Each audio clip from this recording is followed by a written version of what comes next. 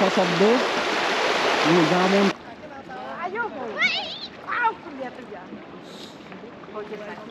সিলেট একটি পর্যটন কেন্দ্র।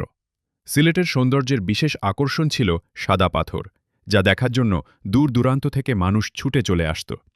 কিছু স্বার্থন্বেষী মানুষ তাদের নিজের স্বার্থের কারণে সিলেটের প্রাকৃতিক সৌন্দর্য সাদা পাথর তারা চুরি করে নিয়ে বিক্রি করে দিচ্ছে।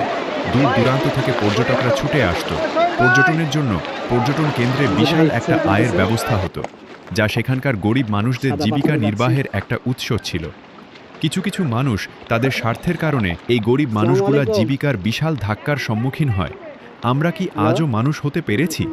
আমরা আমাদের দেশকে এবং দেশের সৌন্দর্যকে আমাদের নিজেদের স্বার্থের কারণে আজ ধ্বংসের দিকে নিয়ে যাচ্ছি।